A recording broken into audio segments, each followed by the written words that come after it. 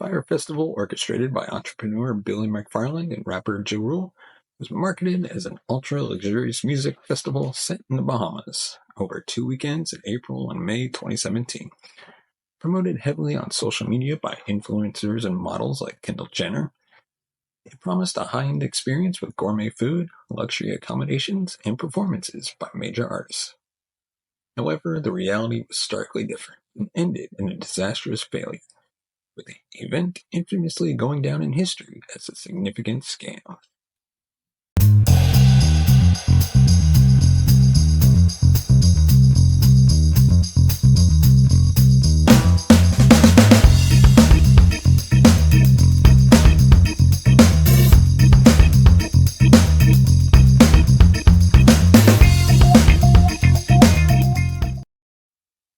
Fyre Festival's build-up was not just a promotional campaign, it was a masterclass in creating a hyper-realistic fantasy that capitalized on the millennial desire for exclusive experiences, social media clout, and luxury.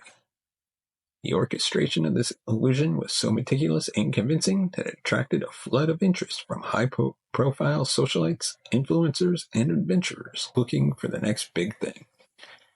Billy McFarland, a young entrepreneur known for his previous venture, a luxury credit card company, partnered with rapper Ja Rule to create the Fyre Festival.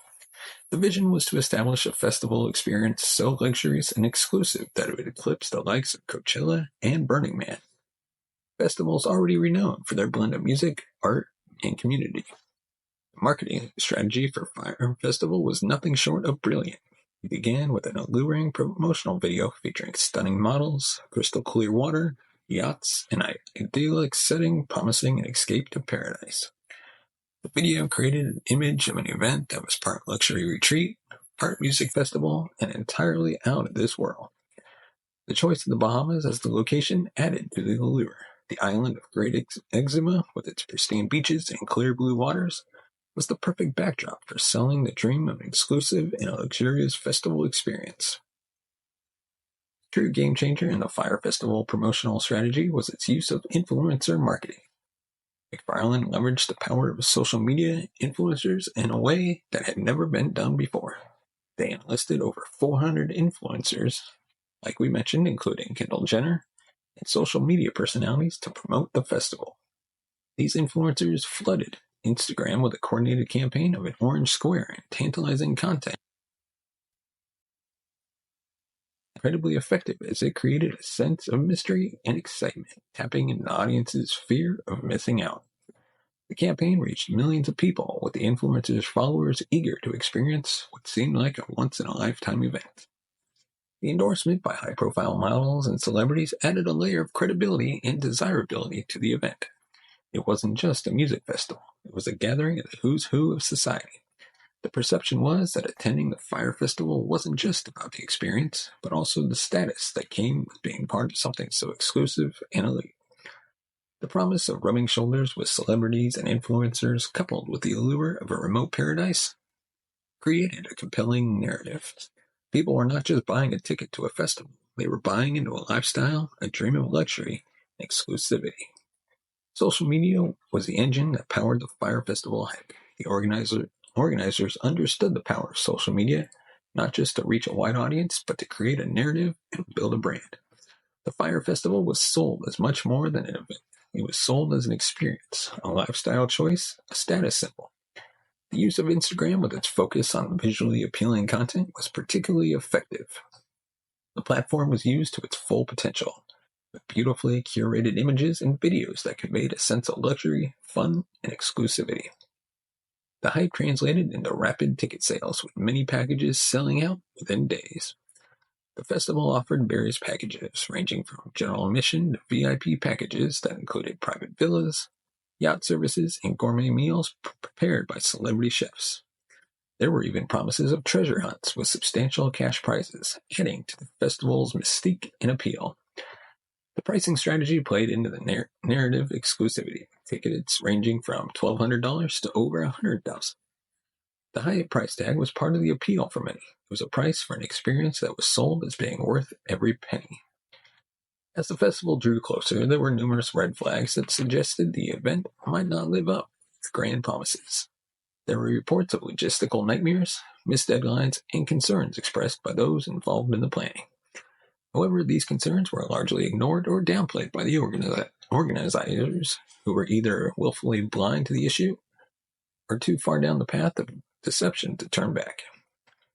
The narrative of the Fyre Festival was so compelling and the hype so intense that both the organizers and the attendees chose to believe in the illusion, even in the face of mounting evidence that it was all too good to be true. Fyre Festival, envisioned as a luxurious and groundbreaking event, quickly devolved into a catastrophic failure, marking a stark contrast between its grand promises and the harsh reality that unfolded. We're going to dive into the factors that contributed to its downfall, the experiences of the attendees, and the immediate aftermath of the event. The descent into chaos began as soon as its attendees started arriving, a great eczema, expecting a seamless transfer to a festival filled with luxury and high-end entertainment. They instead faced confusion and disorganization. The transportation to the festival site was chaotic, with attendees left waiting for hours at the airport and later transported on school buses. Upon arrival, the scene was far from the promised luxury. The festival grounds resembled an unfinished site, rather than an exclusive beachside paradise. The luxury accommodations touted in the promotional material were nothing but disaster relief tents, many of which were not fully set up. The mattresses were soaked due to rain, and there was no noticeable lack of basic amenities. The luxury villas, a major selling point of the festival, were non-existent. Attendees who had paid thousands of dollars found themselves fighting over tents and scrambling for somewhere to sleep. The disillusionment was palpable as the stark reality set in. They were stranded on an island without the promised luxury infrastructure. One of the most viral aspects of the Fyre Festival's failure was the food. Promotional materials had boasted of gourmet cuisine prepared by celebrity chefs. However, the attendees were presented with meager offerings that became emblematic of the festival's failure. Images of cheese sandwiches and foam containers circulated on social media, becoming a symbol of the deceit and mismanagement that plagued the event. The music, which was supposed to be the heart of the Fyre Festival, was notably absent. Major artists and bands, including Blink-182 and Major Lazer, who were supposed to headline the festival, either canceled in advance or didn't show up due to the chaotic organization and concerns over being paid. This left attendees with no entertainment, further compounding their frustration and disappointment. The logistical planning was grossly inadequate for the scale of the event. There were not enough staff members, and those who were there seemed unprepared and overwhelmed.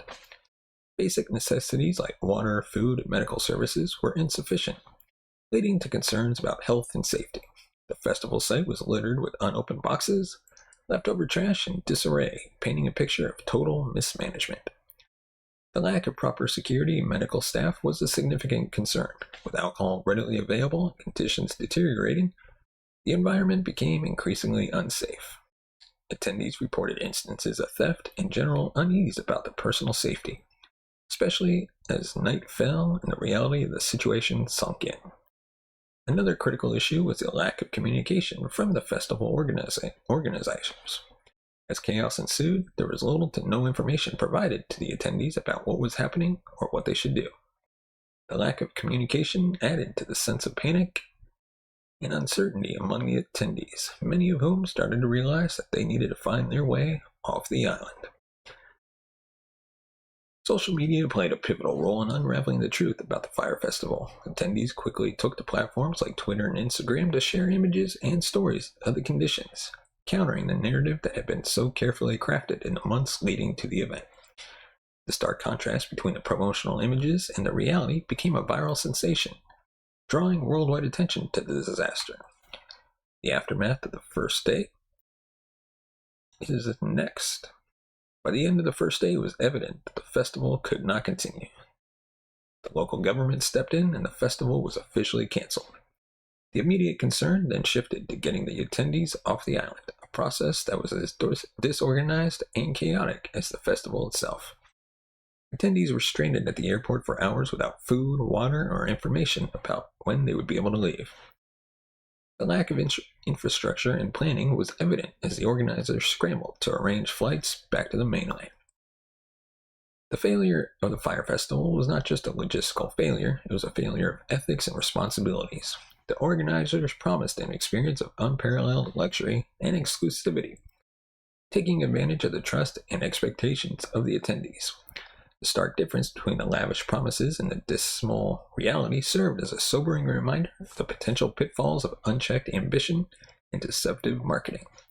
The festival's failure became a symbol of the dangers of hype culture and the disconnect between social media portrayals and reality.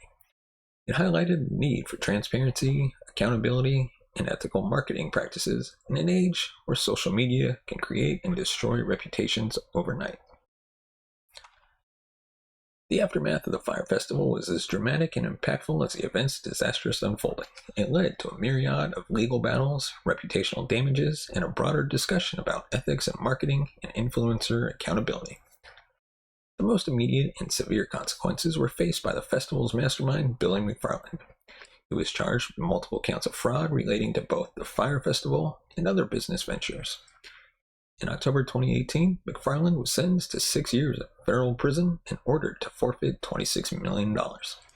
This sentence came as a result of McFarland pleading guilty to wire fraud, admitting to defrauding investors of the Fyre Festival, and a ticket-selling scam.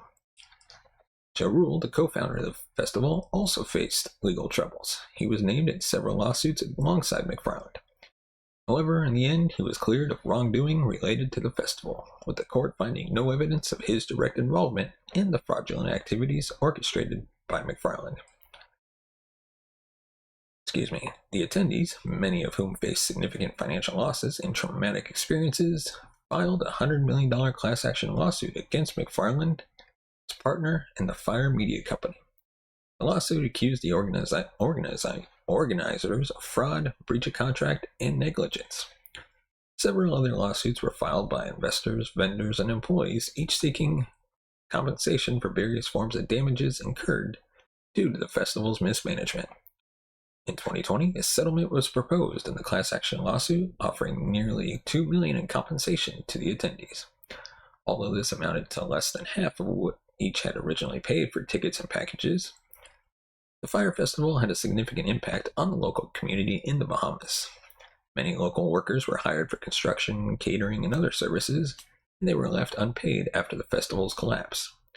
The situation was particularly dire for those workers, as the local economy depended heavily on tourism and events like the Fyre Festival. One notable story was that of Marianne Roll, a local restaurant owner who catered for the festival. She reported using $50,000 of her savings to pay her staff when the festival organizers failed to compensate her. Her story garnered international sympathy, leading to a successful GoFundMe campaign to help her recover her losses.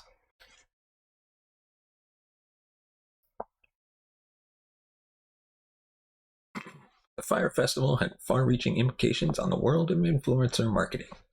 The event brought to light the ethical considerations and potential consequences of influencers promoting products or events without proper vetting or disclosure. The influencers involved in the Fyre Festival's promotion, including high-profile models and social media personalities, faced criticism for their role in endorsing a fraudulent event.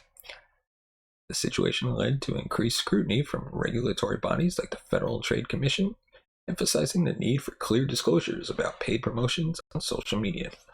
It served as a wake-up call for influencers and marketers about the importance of transparency and the potential legal and reputational risks of misleading advertising. The Fyre Festival saga was further immortalized through documentaries by Hulu and Netflix, which provided in-depth looks into the event's planning and failure.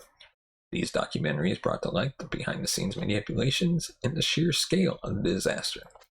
They also highlighted the power of social media hype and the consequences of irresponsible event planning.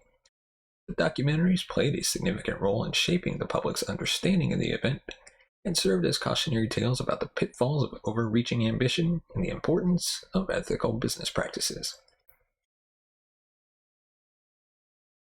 The legal repercussions following the Fyre Festival debacle were extensive and complex, involving numerous lawsuits, financial penalties, and criminal charges. We're going to dive even deeper into the legal matters that we briefly discussed in our previous segment. We're going to dive deeper into the legal proceedings, the consequences faced by the players, the legal implications for those involved, and the broader lessons learned for the event planning and entrepreneurial community. Of course, the most significant legal repercussions were faced by Billy McFarland, the mastermind behind the Fyre Festival. His actions surrounding the festival led to a series of federal criminal charges, primarily for fraud. McFarland's fraudulent activities involved misrepresenting the financial status of his company Fyre Media to investors and fabricating documents to secure more funding. In July 2018, McFarland pleaded guilty to 2 counts of wire fraud related to the Fyre Festival, admitting that he defrauded investors of about $26 million. He also pleaded guilty to 2 more counts of fraud related to another ticket-selling scam that he ran while out on bail. These charges resulted in McFarland being sentenced to 6 years in federal prison in October 2018. He was also ordered to forfeit $26 million. And like we previously mentioned, his partner, Ja Rule, co-founder of the Fyre Festival, faced multiple lawsuits and charges, but was eventually cleared of fraud charges in the case. But his association with the event significantly tarnished his reputation. Investors and creditors who were defrauded by McFarland and his company also pursued legal action. These lawsuits sought to recover the investments and payments made in the lead up to the festival. Investors included venture capitalists and private individuals who were enticed by McFarland's fabricated claims about the festival's financial prospects and the backing of the event.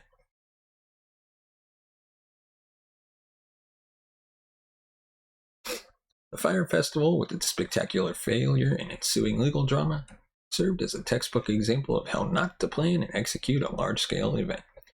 It offered several critical lessons for the event planning industry, marketers, influencers, and entrepreneurs, and even consumers. So starting off at number 1, it taught us the importance of realistic planning and risk assessment. Number 2 was transparency and honesty in marketing. 3 was ethical considerations in influencer marketing. 4 is consumer skepticism and due diligence. Number 5, consequences of overpromising and under-delivering.